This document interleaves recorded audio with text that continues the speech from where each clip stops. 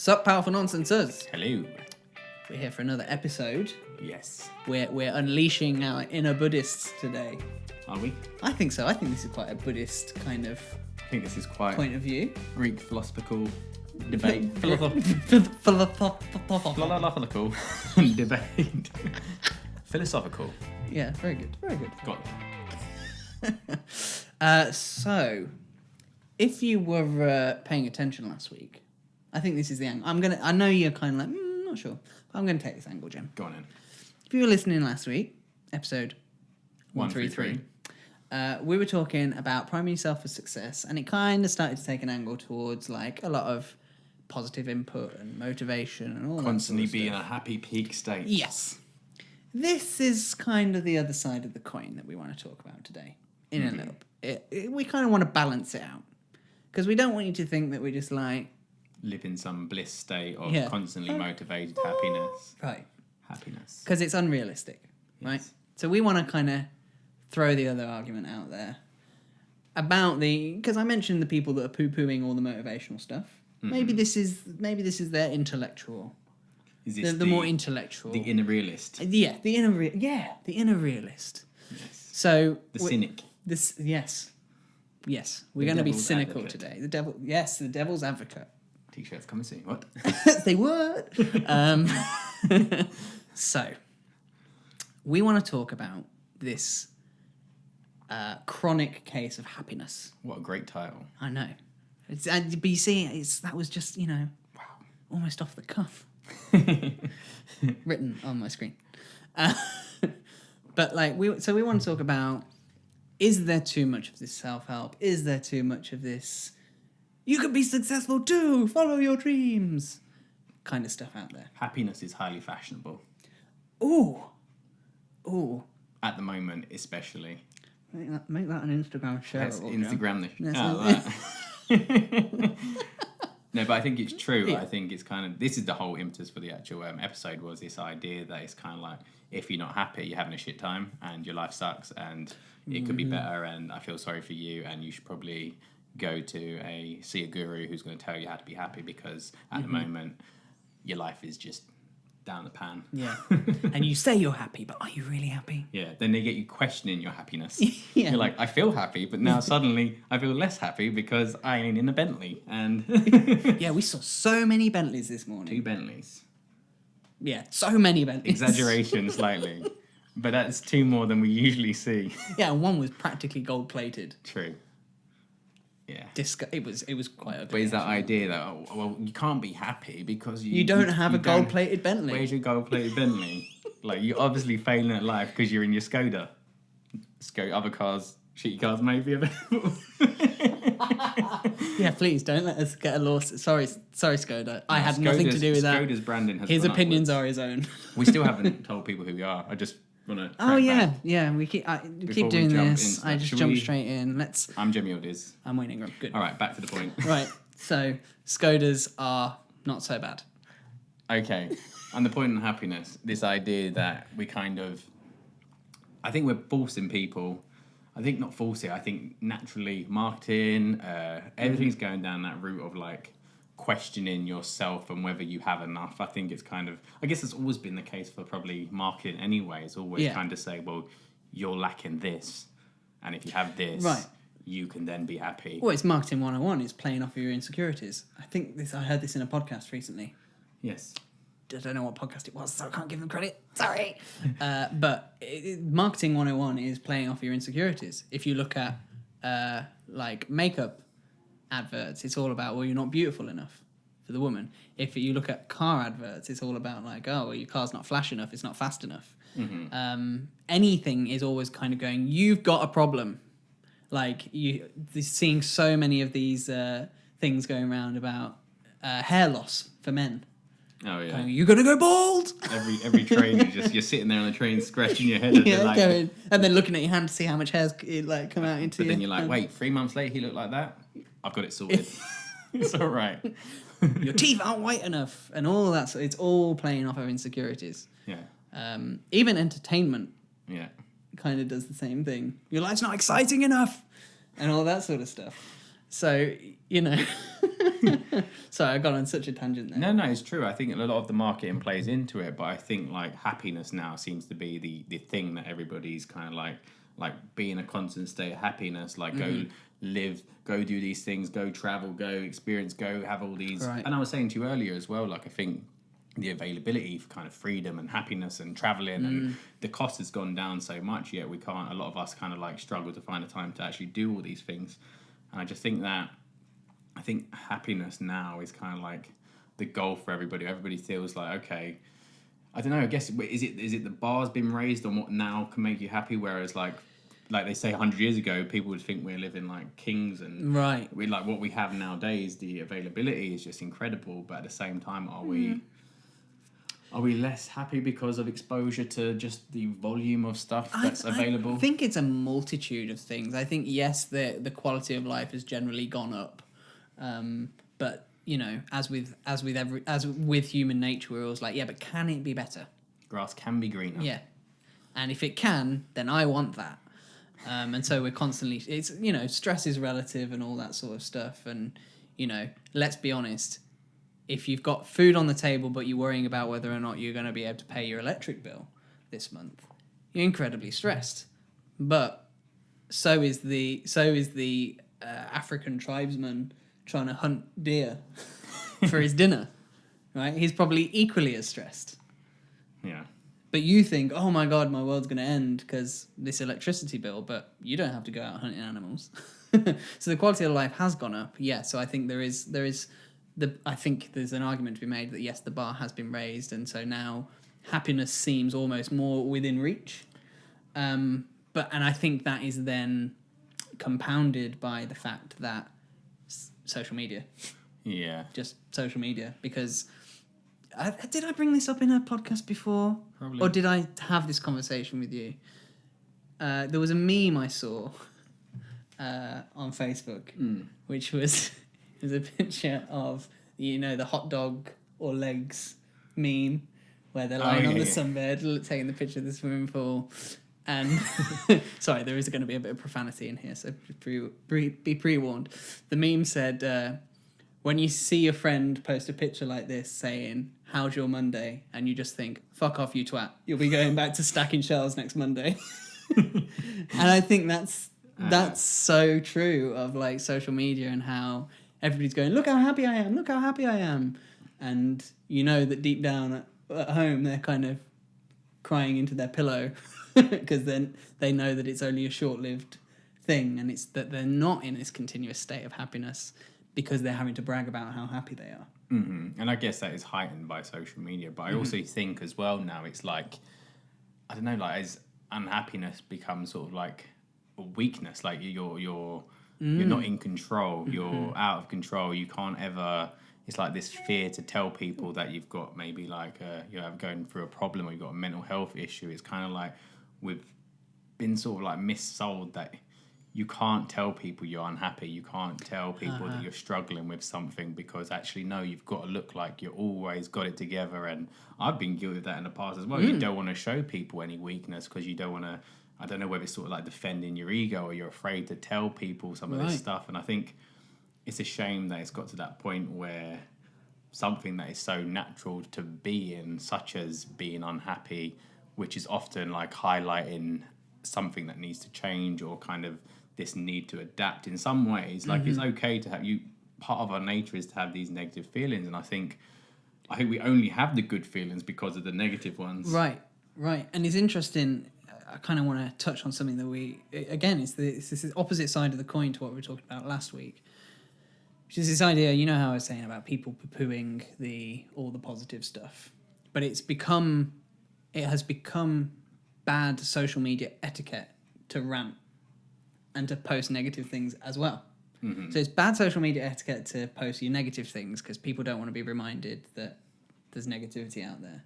But people are also poo-pooing posting the positive stuff because they also don't want to be reminded. So basically, we're saying just keep your mouth shut on social media.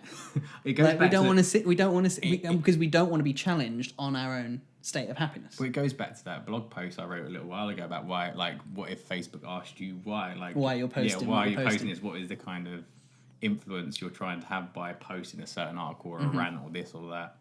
I guess it kind of plays on that a bit. Yeah, definitely. Okay, so yeah, you touched on something I kind of rewound on what we were talking about, and you made a point about without the negative input that we have in life, whether that is, can't pay your bills or whatever it is, you lose your job or whatever, without those negative things, you kind of diminish the positive stuff. Yeah, I think it kind of goes back to that sort of like Alan Watts you could talk about. He says you don't know white without black. You could go back to like Buddhist sort of way of thinking that you never live in the extremes, you always follow the middle way. And it's like that's that idea that you don't know how single you are until you've been deep in a relationship. Right. Or you don't know how lonely you are until you've had a lot of friendship. So the person who's never had friends does not understand loneliness because it's part of their worldview. Whereas I think maybe that plays into it. I do think there is this sort of, with social media, with the internet, this consciousness of everything. Like I was just about to go down that angle. I was just about to say it is. I think we just know every possible availability, outcome, possibility. Right.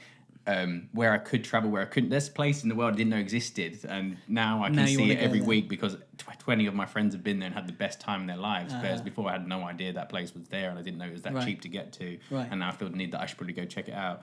And I think that is part of the problem, is that problem or whatever opportunity is that it's just so out there nowadays of everything you could do, and it's the choice dilemma of like, okay, well, which one's going to make me a better human, or everybody just like me go back to sort of natural human instincts. Yeah, well, that's it. I think we talked about this ages ago, and I think this might have been what inspired that "Why Do We Brag" post at the time.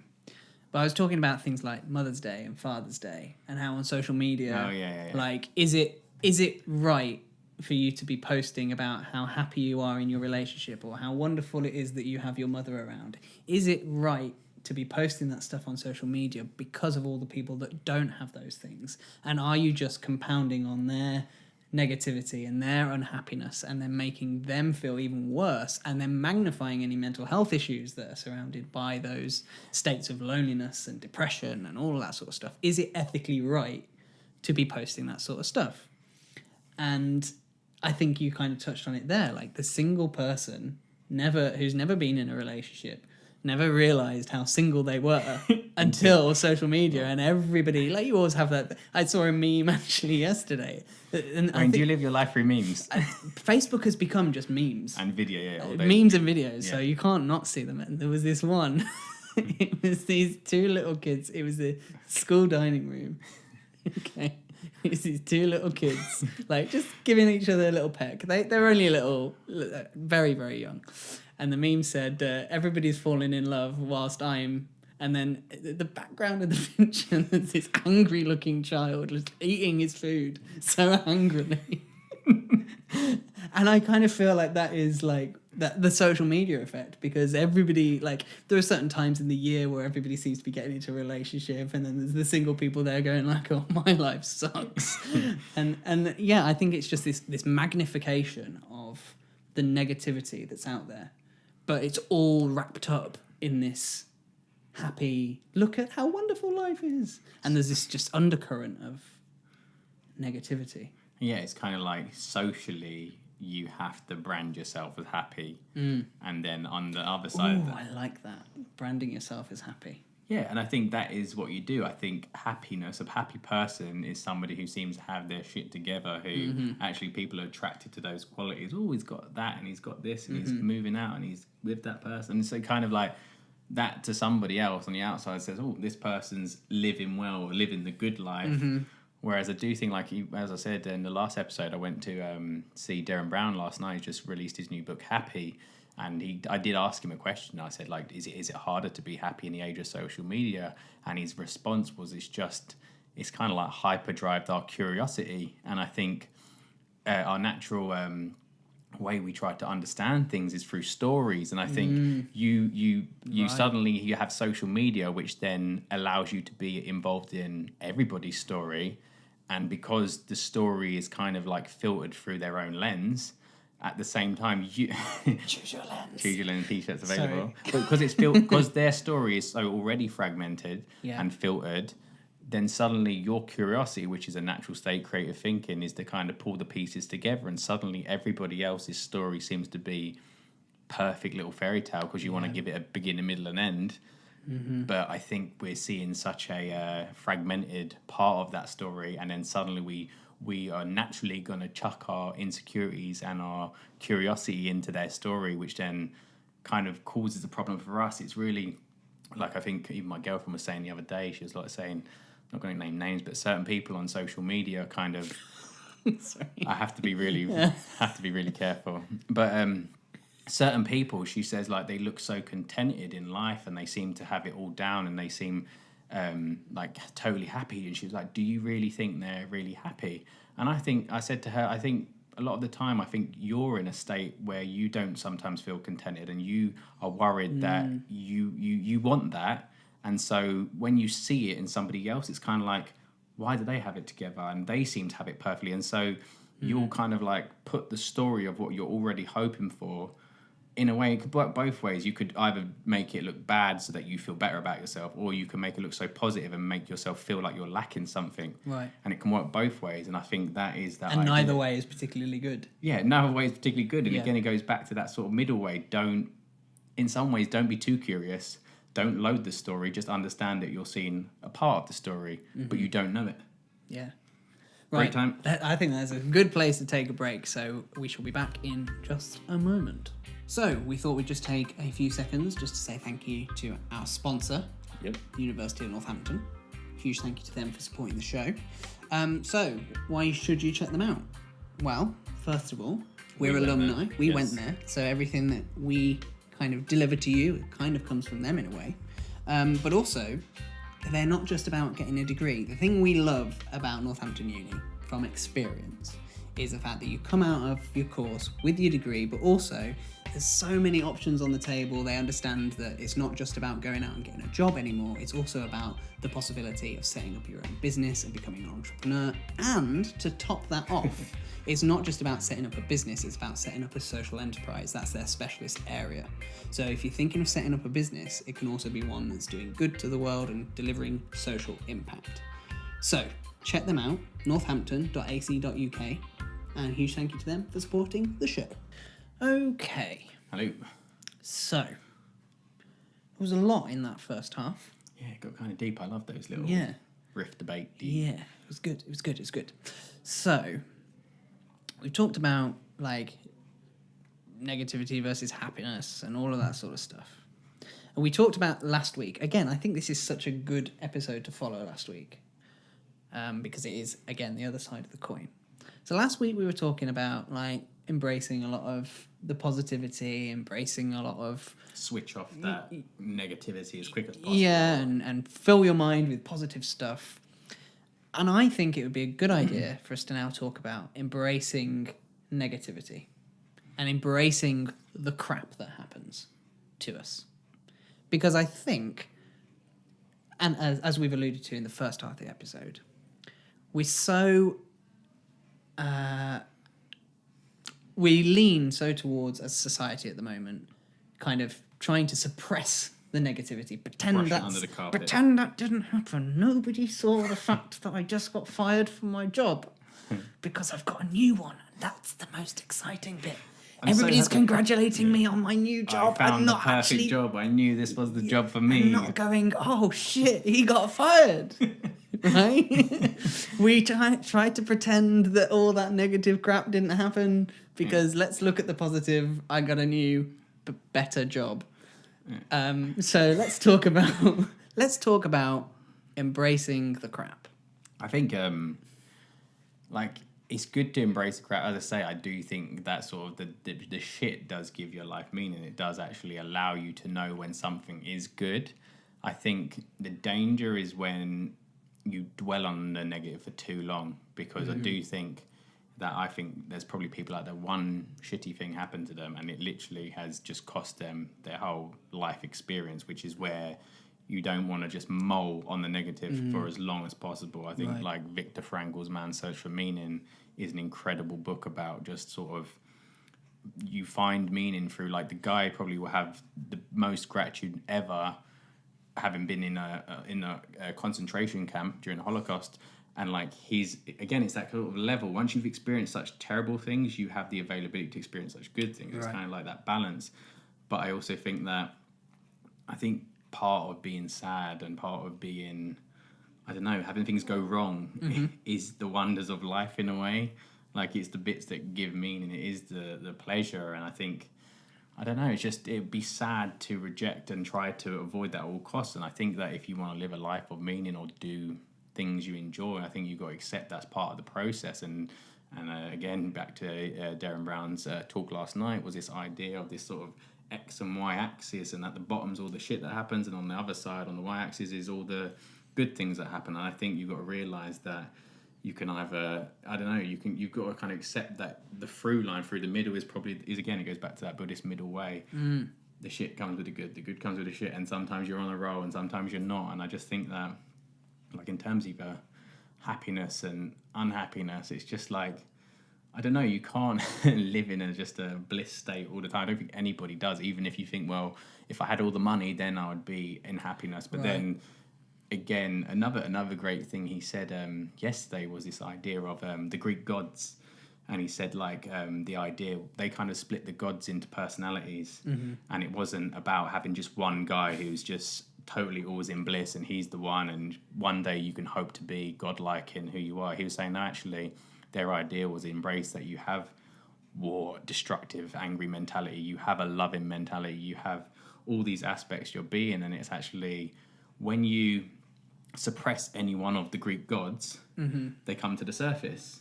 If you don't respect one of your parts of your being, the other one, it causes a problem. So like, if you're, and it's kind of goes, like, why aren't you paying me attention? Yeah, and it kind of, you have to accept that all these different aspects of being a part of your existence. And I think when you reject ever feeling sad, you can never feel happy.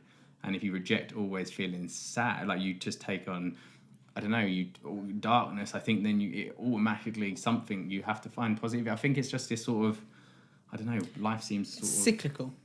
It is, and it's kind of like, again, it just goes, I love just the way Alan Watts says it, you just don't know black until you've had white. It's that idea, like, I think that's ultimately it in a nutshell for me, really. Yeah, and I think the thing to acknowledge as well, and I think this is one thing that there's kind of this underground movement, because we're in this age of positivity. I might steal that. Steal it for myself. Yeah. We're in this age of positivity, and it's all about this. You can do it. You can get what you want. Go and get a degree, and you'll solve your problems. And oh no, we lied. Go get a master's degree. That will solve your problems. And we've got all of this constant like, keep going, and it will come. It will come. But there's this underlying movement which I'm starting to see, particularly in our industry, the podcasting industry. There's starting to become this little bit of resentment for that kind of movement that's kind of happened, which, excuse me, which in many ways people like us have kind of accidentally created. In fact, I actually saw an episode on, it was an episode of Dragon's Den, right? And I think I mentioned this to you, because I actually saw his marketing en route to your vegan doner place. I actually saw his marketing. I was like, oh, that's the guy from Dragon's Den. But this guy from Dragon's Den was like everything that we don't want to create from being all positive, because it was such a bullish, like, I am God kind of attitude. Like, well, it will work because I said it will work. I will manifest it. And it was kind of like, whoa, slow down.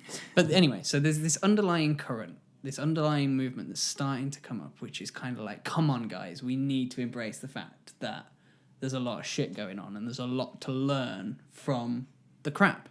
Like, there is no complete bliss existence. Even the bloody Dalai Lama is going to have moments of, like, passion where he has to meditate and go, okay, let me calm it down. He stubs his toe and he goes, fuck!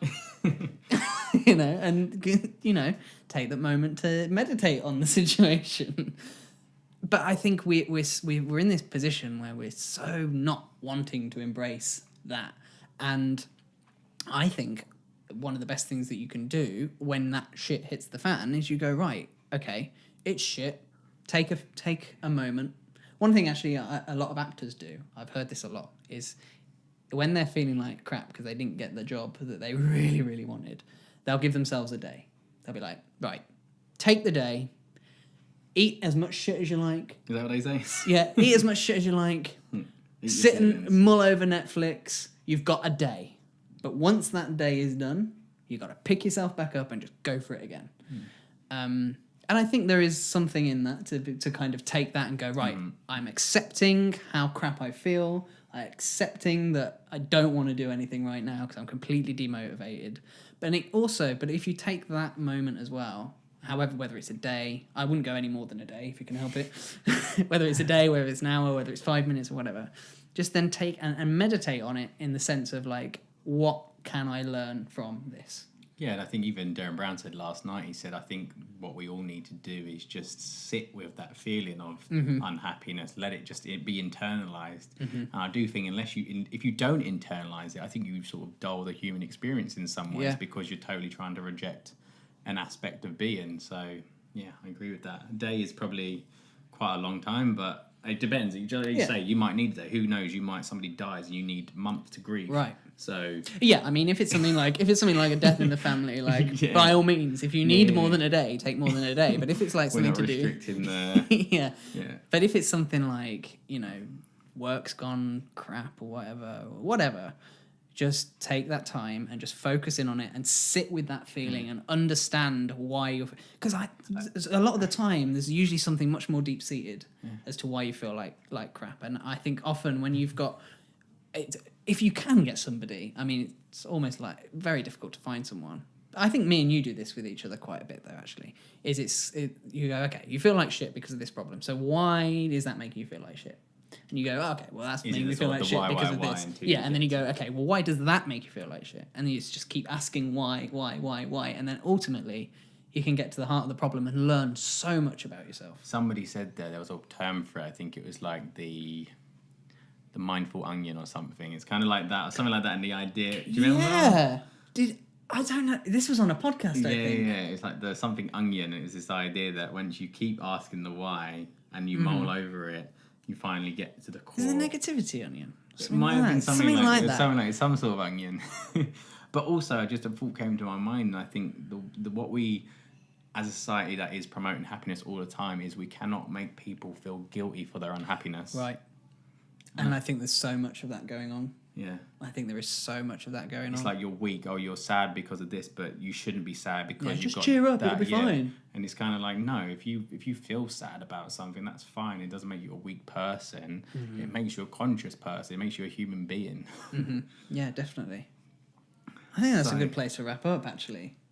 I think that is a nice message to finish up. There's actually one last sort of thing I want to chuck Vetoed. I'm just gonna the boss is around it. No. Not all. But I think again this goes back to what Darren Brown said last night, but I also wrote these notes ahead of time, and I think it's this idea that just so they know that this is me and this is not Darren Brown. And Darren Brown has reinforced. He's reinforced this sort of idea, and I think a lot of us get stuck in this notion that happiness is a thing we achieve. It's a object that we can somehow go over to, and he says he's like, happiness has become a bit of a commodity, which is this idea. And I think that actually I think happiness is more of a state. I think it's something that it's an ongoing thing. It's in flux. It's never solid. It's not something you just get and you achieve. And we know that from people who reach success, is that they still can become depressed, alcoholics, their life goes to shit. So I think we need to just stop branding happiness as something that it's something we want to attain, and once we've got it, we stay in that state. I think happiness is sort of a practice, a daily practice. It goes back to the skill thing, but don't feel guilty for your unhappiness. Like that's natural. That's part of your being, ultimately. Yeah.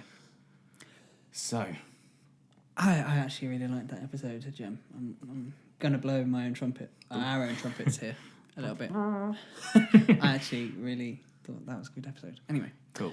So if you did too. Yes. Then please, I'm going to put out the iTunes review plea again. I feel okay. Speak normal words, Jem. English, I think we have a lot of quotable things from that episode. So I I'm think going to look forward to delving back in later and seeing what happens. See if we can put a few of those out there. Instagram bombs, PN_podcast. Join us over there. That's Twitter. Oh, yeah. Powerful nonsense. Powerful_nonsense. On There you Instagram. go. How do you're in charge of the Instagram. How do I know Well, the handle better than you do? I kind of fell out of the social media world for a little while, but we're coming back. Yeah, good. Right. Anyway, so I'm going to put out the iTunes review plea again because it's half hour since we recorded last week's episode because we travel through time when we do this shit. So I'm going to put it out there again. Last time I checked. No, I'm going to be positive and say there is now a review from that one. In that half hour Yes. since we recorded last week. Yes. Time travel, goodness. Yeah, so Jem's going to be positive and say that between last week and this week, you've put loads of reviews, but I'm going to go on the cynical view, Which is okay. choosing our lens here. Yes. Sorry, I need to stop plugging that. I'm going to say you haven't added any reviews, so I'm going to put it out there again. Last time I checked, there is significant lack of reviews. And there are a lot of you. I'm going to go again. I'm going to throw 0.02% out there because I think that's probably accurate. Of people that listen to this show have left an iTunes review. So if you haven't, please leave one. Thank you. powerfulnonsense.com/review will tell you how to do it as well. So you got no excuse. 5 stars or more. Thank you very much. And if you're watching on YouTube, hit that subscribe button if you haven't and give us the thumbs up. Leave a comment. We'd love to know what you thought, particularly about this episode. I think this is one of those cornerstone episodes. I think this is a significant one. So yes, leave a comment. Let us know what you thought. So thanks very much for tuning in, and we'll catch you next time. See you later.